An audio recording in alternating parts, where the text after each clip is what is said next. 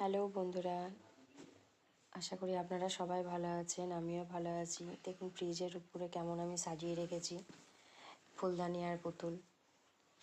তো আজকে রান্না করব চিকেন, ধাবার স্টাইলে চিকেন মশলা।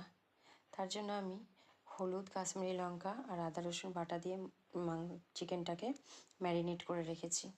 15-20 মিনিট ধরে আমি ম্যারিনেট করে রেখেছি।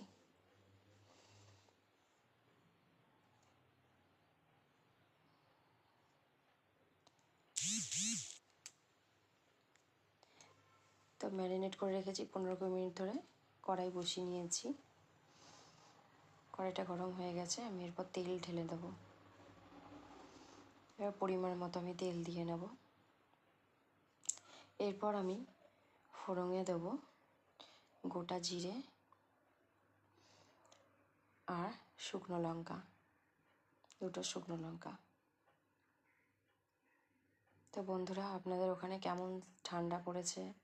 আমাদের এখানে খুব একটা ঠান্ডা পড়েনি, মানে এখনও পর্যন্ত ব্ল্যাঙ্কেট বার করতেই হয়নি। তো যাই হোক, এটা ফ্রাই হয়ে গেছে। আমি 2টো মিডিয়াম সাইজের পেঁয়াজ কেটে নিয়েছি। এরপর পেঁয়াজগুলো আমি তেলের মধ্যে দিয়ে দেবো, দিয়ে খুব ভালো করে আমি ভেজে নেব।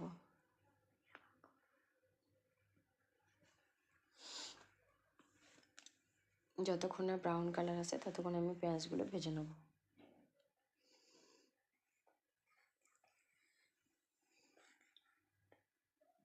বেশ ভালো করে পেঁয়াজ আমার ভাজা হয়ে গেছে।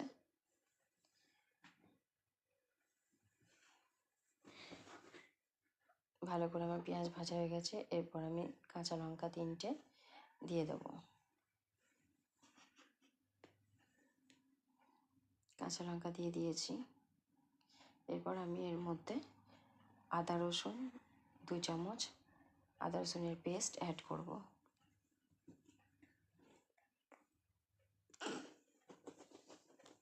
দু চামচ আদা রসুনের পেস্ট করলাম। এরপর টমেটো দিয়ে দেবো,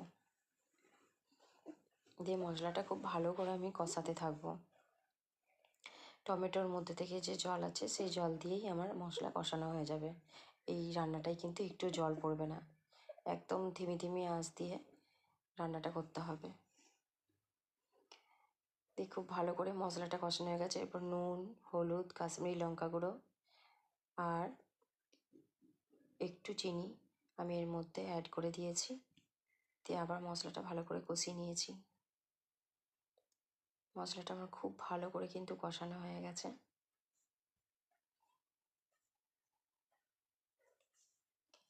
এরপর এই মশলাটার মধ্যে মাঝখানটা ফাঁকা করে আমি ফেটিয়ে রাখা টক দই এর মধ্যে আমি অ্যাড করব।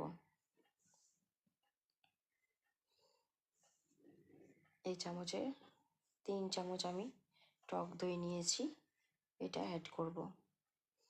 দিয়ে ভালো করে আবার মশলাটা কষিয়ে নেব। কিছুই না, ধাবার স্টাইলে চিকেন মশলা কষিয়ে ভালো করে রান্না করতে হবে। যে কোনো রান্নাতেই খুব ভালো করে কষালে পরে রান্নাটা খুব টেস্টি হয়। মশলা আমার পুরো কষানো হয়ে গেছে,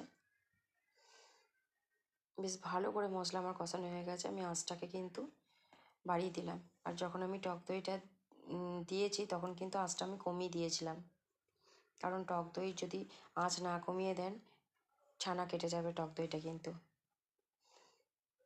তো ভালো করে মশলা কষানোর পর আমি চিকেনগুলো এর মধ্যে ছেড়ে দিলাম।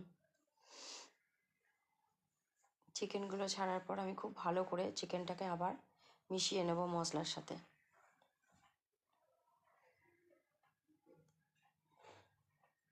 বেশ ভালো করে চিকেনটা আমি মিশিয়ে নিয়েছি। এরপর আমি ধিমি আঁচ করে ঢাকা দিয়ে দেব।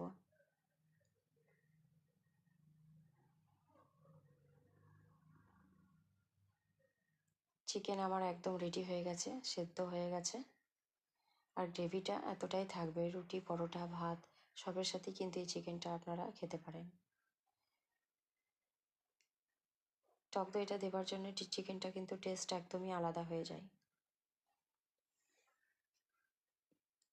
আপনারা এর মধ্যে চাইলে ধনেপাতা, লেবুর রসও দিতে পারেন। এরপর নামাবার আগে আমি 1.5 চামচের মতো ভাজা জিরে গুঁড়ো আমি এটা করে রাখি, ধনে জিরে গোলমরিচ দিয়ে 1.5 চামচের মতো এই মশলাটা আমি দিয়ে দিলাম উপর থেকে। আমার কাছে আজকে ধনে পাতাও নেই, লেবুও নেই, তাই আজকে এইভাবেই রান্না করে ফেলেছি।